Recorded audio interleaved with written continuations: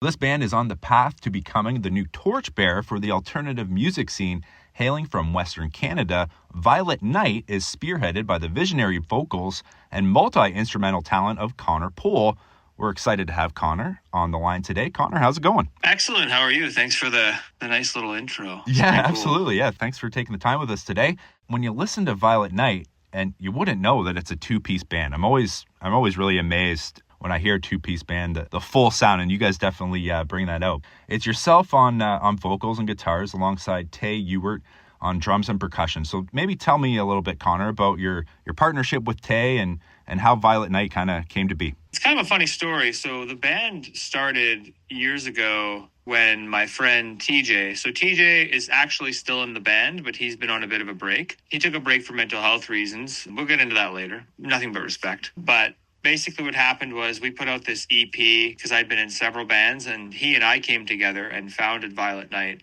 And it was really when it began, I'd been in a lot of like alternative pop punk kind of hard rock bands. And when our first EP, if you listen to I Hope You're Well, it's actually 10 years old this year, a decade, which is crazy. Wow. We've been at it for a minute for sure. So that one was really inspired by bands like, the National, Death Cab for Cutie, Coldplay. And it's very subdued, very emotional, very raw, vulnerable.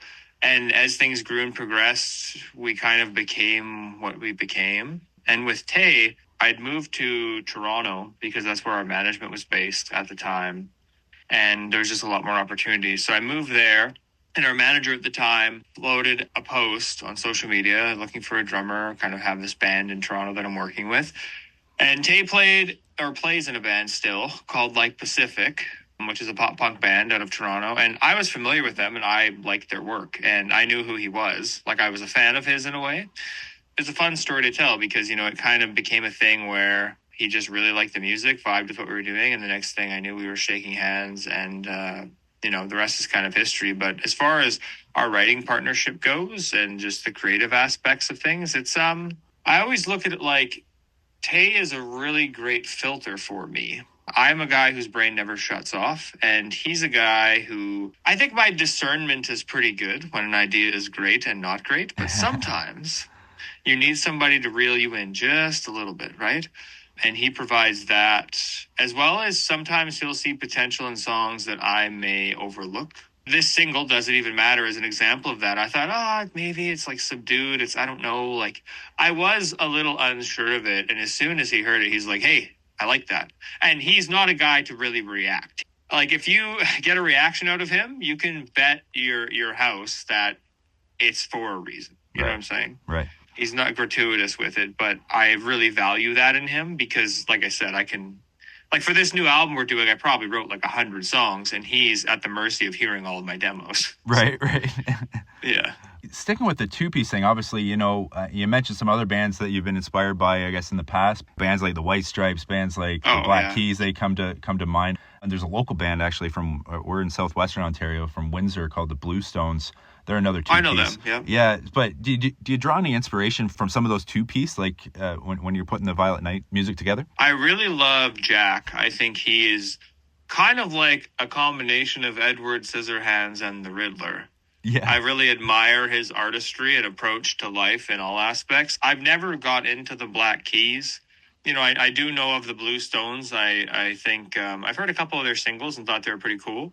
When I think of a two-piece that's very inspiring, I think for us, it's about being way bigger than the sum of our parts. And that's when I think about the theatrics, with the look, with obviously, this is audio for people listening, but over my shoulder in the shot, you can see the red jumpsuit that I wear on stage and stuff. I think it's really about creating a whole world for people to find themselves in and lose themselves in. That's what's important to me. So, there are artists that do that very well. Two pieces that do that well. I would say 21 Pilots is very good at doing that, but I would say we're quite different from them, like sonically speaking, but I think Tyler is really brilliant. Gerard Way is really brilliant when you look at the scope of something like the Black Parade, or I always cite David Bowie, Ziggy Stardust era, and he was really good at changing and adapting with the times. And I've always found that artists no matter how many people in a band, because you could look at David Bowie and it was just David Bowie, but he was really big on reinvention. 1980s roll around, he puts out Heroes, Modern Love. The 90s, he's putting out I'm Afraid of Americans. Like, he knew how to stay current and reinvent himself. And I think that's way more important than the number of people in your band is staying inspired, really. Aside from the practical makeup of the band, from what I understand, you, Connor, you really draw inspiration from your personal experiences and kind of the human condition. So can you tell me a little bit about that and kind of what themes, I guess, you explore with Violet Night? Yeah, I think Violet Night is like a funny duality.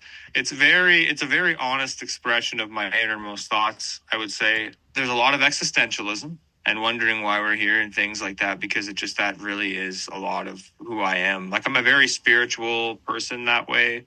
I often ask myself, those grandiose questions in life, and I think that that's really important. But there's also that dark, brooding kind of emotional, romantic, push and pull, poetic thing.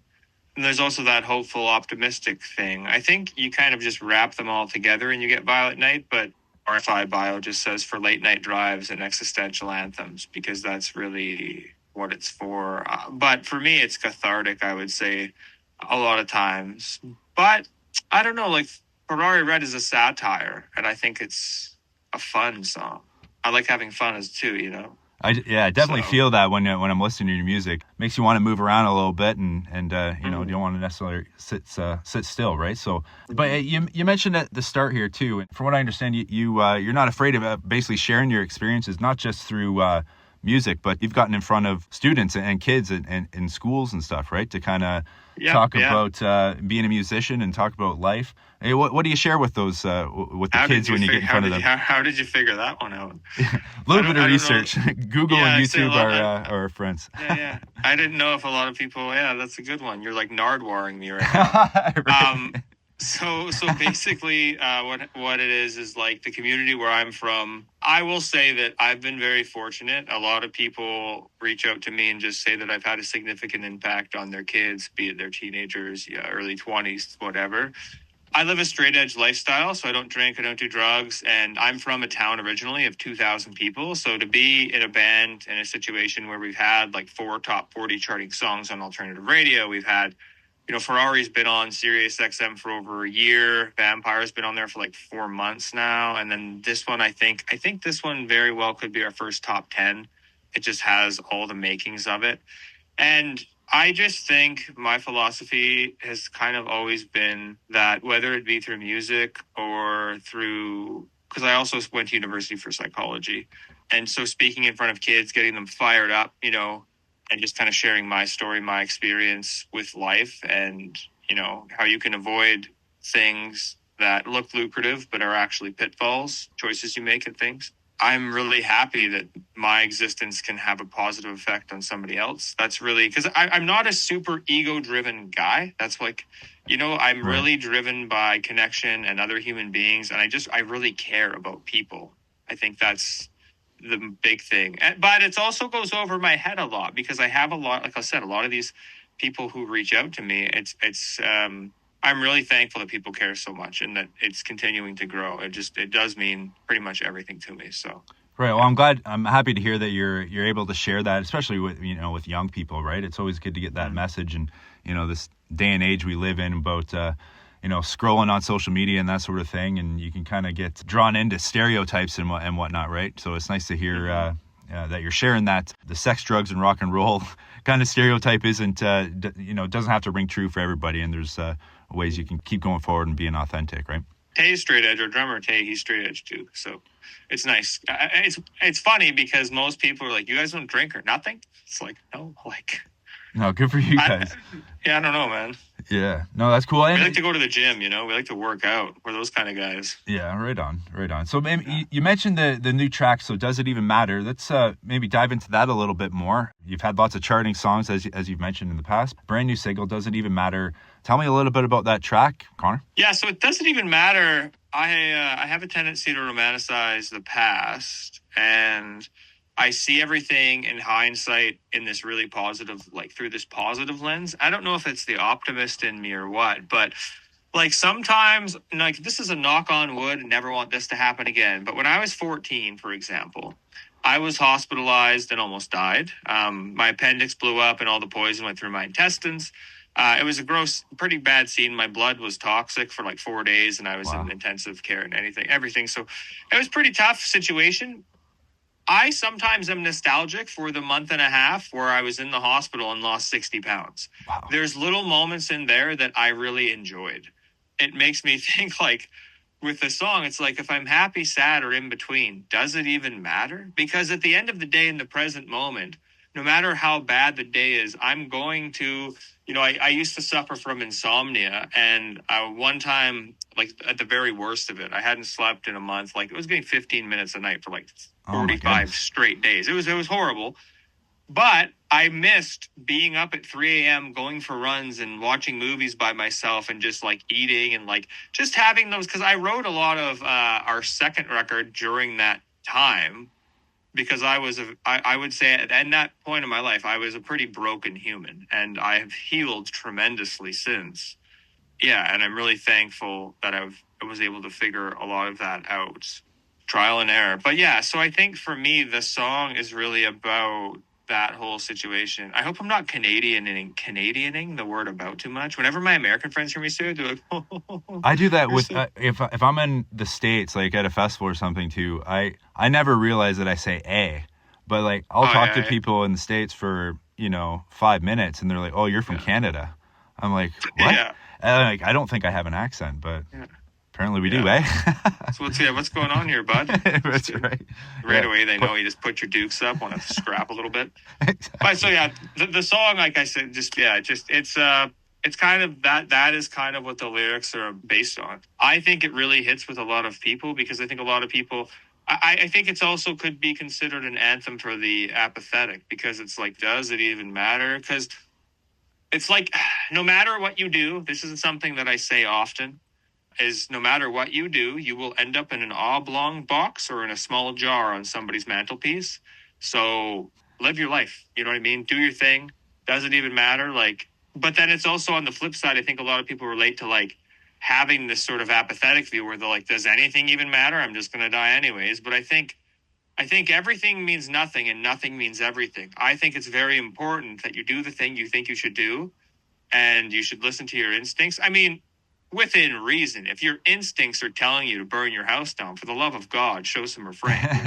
Right. Make a small like diorama of your house and set that on fire, but not your home. Well, I like how you put a positive spin to it because sometimes you might, if it doesn't even matter, and it's like, oh well, does it even matter? Might as well give up. But that's not the case, right? That doesn't even matter. Might as well do the absolute opposite and live life to the fullest and don't get too worried about what it's going to mean, right? Just live in the moment and appreciate it and value it, Yeah, absolutely. So you mentioned earlier too, Connor, that you've written a ton of songs, and obviously this one track is out, but can we expect that this is a piece of a bigger project, or what's next for new music for Violet Night? So Ferrari Red, Vampire, and Does It Even Matter are all part of our new record, and that record comes out. I'm not going to give a specific date, because it hasn't been announced, right? But I will say it's coming out this summer. And I will say there's a couple more singles that people will get to hear before that happens. The record has been named. Actually, after this interview, I'm going to the studio because we've been really hard at it, working like 10:30 we start. So yeah, it's been incredible. The team and producers that I'm working with are two really amazing humans that they worked with us on the Anti-Heroes record.